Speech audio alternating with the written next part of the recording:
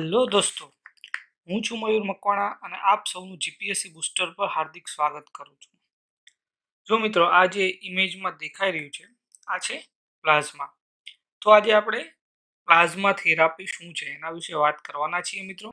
તો જો આજની 10 તારીખની 10/4 આજની જે સૌથી મોટામાં મોટી ન્યૂઝ છે એ છે કે આઈસીએમઆર દ્વારા કેરેલા રાજ્યને પ્લાઝમા થેરાપી ટ્રાયલ કરવાની પરમિશન આપી દેવામાં આવી છે। આપણા માટે બહુ જ આ ખુશીની વાત છે, કારણ કે પ્લાઝમા થેરાપી છે એ આ જે બીમારી છે COVID-19 અને જે વાયરસ છે SARS-CoV-2 તેના માટેની રસી જે બનાવવાની છે તેનું પહેલું પગથિયું સાબિત થઈ શકે છે મિત્રો। અને આ પ્લાઝમા થેરાપી એ નવી નથી, આ અગાઉ પણ H1N1, ઇબોલા, સાર્સ આ બધી બીમારીમાં આનો ઉપયોગ થયેલો જ છે। ઓકે મિત્રો, તો પહેલા તો જુઓ કે આઈસીએમઆર છે શું।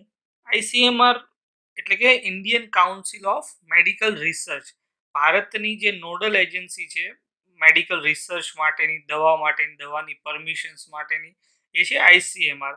તો એનું હેડક્વાર્ટર ક્યાં આવ્યું છે મિત્રો? ન્યૂ દિલ્હીમાં। ઓકે, અને એની સ્થાપના થઈ છે 1911માં અને તેના હાલમાં જે સેક્રેટરી છે, જે હેડ છે, એ છે બલરામ ભાર્ગવ। યાદ રાખજો મિત્રો, કોણ છે? બલરામ ભાર્ગવ। તો ચલો આપણે ડિસ્કસ કરીએ પ્લાઝમા થેરાપી છે શું। આગળ વધીએ એ પહેલા એ સમજી લઈએ કે પ્લાઝમા એટલે શું। ઓકે, તો જે હ્યુમન બોડી છે, માનવ શરીર છે, એની અંદર બ્લડ હોય છે, રાઈટ? બ્લડ મતલબ રુધિર। તો બ્લડ એ લિવિંગ ટિશ્યુ છે, મતલબ કે જીવંત ટિશ્યુ છે, એની અંદર બહુ બધા પ્રકારના કોષ છે। ઓકે, તો આ આખું બ્લડ છે એવું સમજી લો। આ જે આપણે ટેસ્ટ ટ્યુબમાં દેખાય છે એ આખું બ્લડ છે, રાઈટ?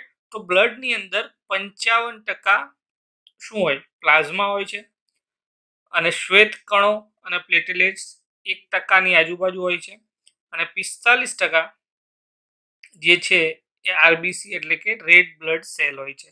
તો મતલબ શું થયું કે જે બ્લડ છે શેનું બનેલું હોય છે? Plasma plus white blood cell plus platelet અને પ્લસ આરબીસી, રાઈટ? આટલા જે ટોટલ કમ્પોનન્ટ છે એનાથી બ્લડ બને છે। તો પ્લાઝમા થેરાપીમાં આ બ્લડમાંથી જે પ્લાઝમા છે 55% પ્લાઝમા, તેને બહાર એક્સટ્રેક્ટ કરવામાં આવે છે। તો જોઈએ મિત્રો કે એનો ઉપયોગ કઈ રીતે થાય છે। તો પ્લાઝમા થેરાપીમાં જ્યારે કોઈ એક પેશન્ટ હોય છે એ ઠીક થઈ જાય છે, એને ટ્રીટમેન્ટ આપવામાં આવે છે અને ઠીક થઈ જાય છે, ત્યારે ઠીક થયેલા પેશન્ટમાંથી આપણે પ્લાઝમા એક્સટ્રેક્ટ કરવામાં આવે છે। એ પ્લાઝમાની અંદર શું હોય છે? એન્ટીબોડીઝ હોય છે મિત્રો। એન્ટીબોડીઝ જે વાયરસ અથવા બેક્ટેરિયા અથવા પ્રોટોઝોઆ જે કંઈ હોય એના ઉપર એટેક કરે છે, એક પ્રકારની રોગ પ્રતિકારક શક્તિ સમજો, રાઈટ? જે પ્લાઝમા એક્સટ્રેક્ટ કરવામાં આવ્યું છે એમાંથી એક સીરમ બનાવવામાં આવશે જેની અંદર એન્ટીબોડી હશે। આ સીરમ ઇન્જેક્શન ટાઈપનું જે દેખાય છે એ છે સીરમ। અને એ એન્ટીબોડીઝ જે અત્યારે હાલમાં જે બીમારીથી પીડાઈ રહ્યો છે વ્યક્તિ, એના બોડીમાં, એના બ્લડમાં ઇન્જેક્ટ કરવામાં આવશે। તો શું થશે? અત્યારે એવો અંદાજો લગાવી રહ્યા છે વિશ્વના લગભગ બધા સાયન્ટિસ્ટો કે જે ઠીક થયેલો વ્યક્તિ છે એની એન્ટીબોડી જે છે એ કોરોના વાયરસની ઉપરના જે સ્પાઇક્સ છે, ઓકે, કોરોના વાયરસ ઉપર જે કે સ્પાઇક્સ છે જેનાથી કોરોના વાયરસ અટેક કરે છે અને ઇન્ફેક્ટ કરે છે વ્યક્તિને, એ આ એન્ટીબોડીઝ ડાયરેક્ટ આ સ્પાઇક્સ ઉપર એટેક કરે છે અને સ્પાઇક્સને બ્લોક કરી દે છે, રાઈટ? સ્પાઇક્સ ઉપરનું જે કંઈ પ્રોટીન છે એને ખતમ કરી દે છે અને એને બ્લોક કરી દે છે, જેથી આ વાયરસ આગળના કોઈ પણ વ્યક્તિને ઇન્ફેક્ટ કરી ના શકે। તો સમજાય છે મિત્રો શું છે આ વસ્તુ? કે જે પેશન્ટ છે એ પેશન્ટ ઠીક થઈ ગયો હોય, એ ઠીક થયેલા પેશન્ટમાંથી બ્લડ લેવામાં આવે અને બ્લડમાંથી પ્લાઝમા અલગ કરવામાં આવે અને અલગ કરેલા પ્લાઝમામાંથી એન્ટીબોડી લઈ એની સીરમ બનાવવામાં આવે અને એ સીરમ જે અત્યારનો હાલ ઇન્ફેક્ટેડ પેશન્ટ છે એમાં ઇન્સર્ટ કરવામાં આવે અને એના રીડિંગ્સ લેવામાં આવે કે આ કેટલું ઇફેક્ટિવ છે। અને જો બધું જ સુવ્યવસ્થિત ચાલે તો પછી આના દ્વારા રસી બનાવવાનું આગળનું પગલું હોય છે।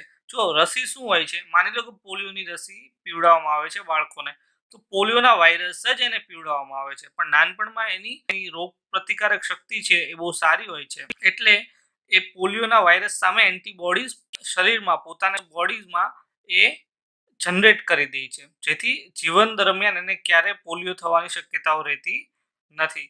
ઓકે મિત્રો, તો જાણીએ પ્લાઝમા શું હોય છે.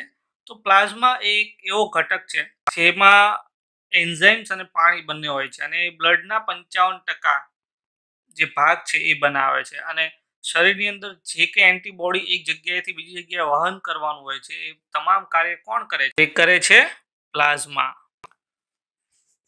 તો મિત્રો, પ્લાઝમા વિશે થોડા તથ્યો છે, આપણને પરીક્ષામાં ખૂબ જ કામ લાગી શકે તેવા.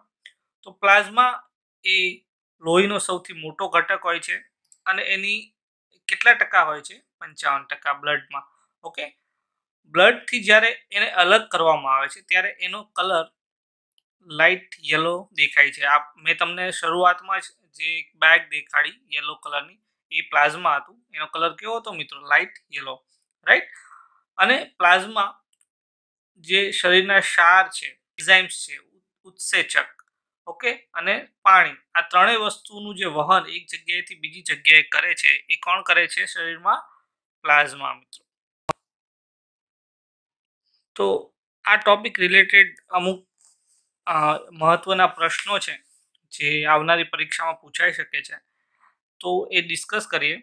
તો પહેલો પ્રશ્ન છે, ICMRનું વડું મથક ક્યાં આવેલું છે? તો એ આવેલું છે મિત્રો નવી દિલ્હીમાં, રાઈટ.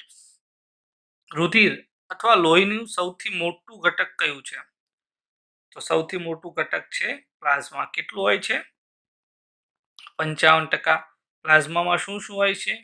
પાણી હોય છે, એટલે કે વોટર, એન્ઝાઇમ હોય છે, ઓકે, અને બીજું શું હોય છે મિત્રો?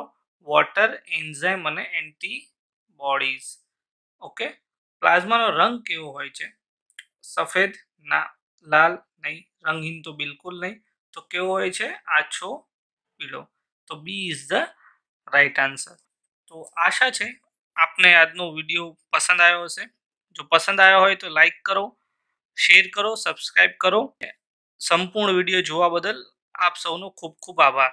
મળીએ નેક્સ્ટ લેક્ચરમાં. ત્યાં સુધી stay at home, stay happy.